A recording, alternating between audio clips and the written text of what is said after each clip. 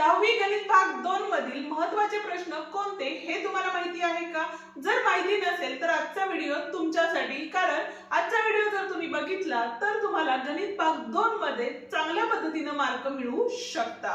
तर मग चला सुरुवात करूया आजच्या लेक्चरला. पण त्याआधी जर चॅनलवर नवीन आणि पहिल्यांदाच असाल तर चॅनलला नक्की सबस्क्राइब करून बेल आयकॉन दाबा, जेणेकरून आपल्या नवीन आलेल्या व्हिडिओची नोटिफिकेशन तुम्हाला लवकरात लवकर मिळून जाईल. आता या ठिकाणी बघा, पहिले प्रकरण आपले कोणते आहे तर समरूपता हे प्रकरण, आणि हे प्रकरण तुम्हाला किती गुणांसाठी विचारले जाते तर 10 गुणांसाठी विचारले जाते.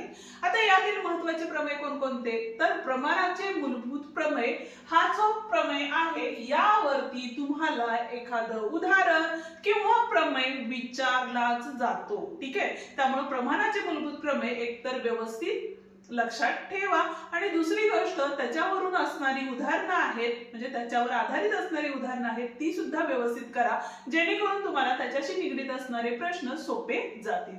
दुसरी गोष्ट, कोन दुभाजकाचे प्रमेय आणि 3 समांतर रेषा व छेदिका यांचा गुणधर्म याच्यावरती तुम्हाला काय विचारलं जातं तर कृतीदर्शक प्रश्न असतात. ते प्रश्न या ठिकाणी विचारले जातात.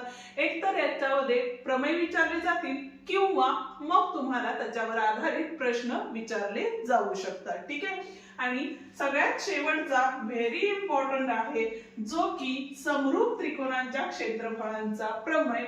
याच्यावरती प्रश्न विचारलाच जातो, आणि त्याप्रमाणेच जर तुम्हाला एखादा 4 गुणांचा प्रश्न प्रमेय लिहा म्हणून आला तर यामध्ये तुम्हाला एकतर प्रमाणाचे मूलभूत प्रमेय किंवा समरूप त्रिकोणांच्या क्षेत्रफळांचे प्रमेय विचारले जाऊ शकतात. म्हणजेच तुम्हाला काय करायचं आहे तर प्रमेय व्यवस्थित करायचे आहेतच, आणि त्याबरोबर त्या प्रमेयावर आधारित असणारी उदाहरणंही व्यवस्थित सोडवायची आहेत.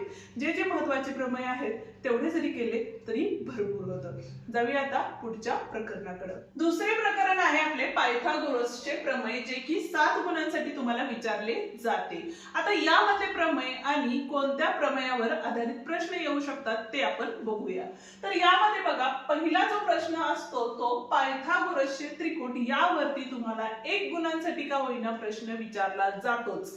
त्यामुळे हा प्रश्न ठरलेला प्रश्न आहे त्रिकुटाचा. ठीक आहे, त्याच्यानंतर दुसरा प्रमेय आहे आपला भूमितीमध्य प्रमेय आणि अपोलिनियसचे प्रमेय. आता भूमितीमध्य प्रमेय हा सुद्धा तुम्हाला कृतीदर्शक प्रश्नामध्ये विचारला जातो, किंवा याच्यावरती आधारित तुम्हाला एखादं उदाहरण सुद्धा विचारलं जाऊ शकतं. अपोलिनियसचे जे प्रमेय आहे ते सुद्धा अत्यंत महत्त्वाचे प्रमेय असल्यामुळं याच्यावरती सुद्धा तुम्हाला प्रश्न विचारलेच जातात. ठीक आहे, म्हणजे याच्यावरती तुम्हाला 3 व 4 गुणांसाठी प्रश्न विचारले जातात. आणि त्याच पद्धतीनं 30, 60, 90 आणि 45, 45, 90 हे जे प्रमेय आहेत या प्रमेयावरती आधारित सुद्धा तुम्हाला प्रश्न विचारले जातात. आता ते प्रश्न काय असणार आहेत बघा, त्यामध्ये तुम्हाला पायथागोरसचे प्रश्न असू शकतात, 30, 60, 90 चा प्रमेय असू शकतो, म्हणजे एखादी बाजू दिली असेल आणि 30 अंशाचा कोन असेल तर दुसरी बाजू काढायला सांगितलेली असेल, किंवा कर्ण दिला असेल आणि एखादी बाजू काढायची असेल, तिथं तुम्हाला 30, 60, 90 किंवा 45, 45, 90 हे प्रमेय वापरू शकत असाल तर त्या पद्धतीने तुम्हाला ते बाजू काढायच्या असते. हे होतं आपलं दुसरं प्रकरण. आता बघूया तिसऱ्या प्रकरणातील महत्त्वाचे पॉइंट्स कोणते. आता पुढचे प्रकरण आहे आपले वर्तुळ, आणि हे प्रकरण तुम्हाला 12 गुणांसाठी विचारलेले जाते. हे प्रकरण अत्यंत महत्त्वाचे प्रकरण आहे, त्यामुळे पूर्ण प्रकरण केला तर काही अडचण नाहीये, पण ज्यांना खरंच वर्तुळ अवघड जातं त्यांच्यासाठी महत्त्वाचे प्रश्न.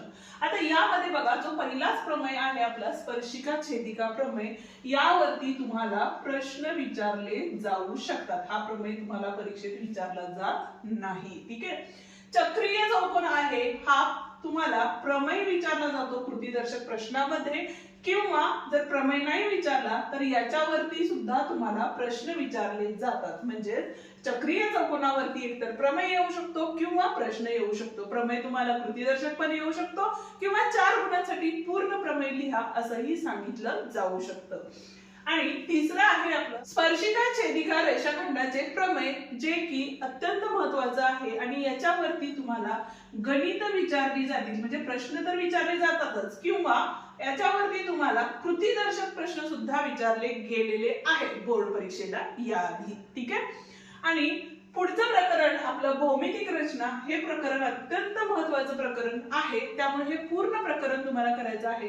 यामध्ये तुम्हाला नुसत्या आकृत्या काढायच्या आहेत, पण आकृत्या काढताना सुबक आकृत्या काढा, नावं व्यवस्थित द्या आकृत्यांना आणि खाडाखोड जास्त करू नका।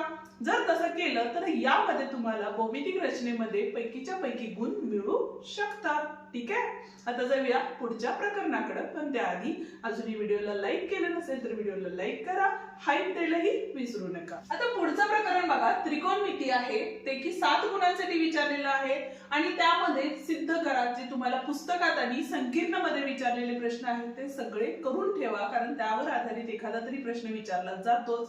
त्याच पद्धतीनं तुम्हाला सराव संच 6.1 मध्ये विचारलेले प्रश्न आहेत बघा, sin थीटा बरोबर 7/25 तर cos थीटा व tan थीटाची किंमत काढा।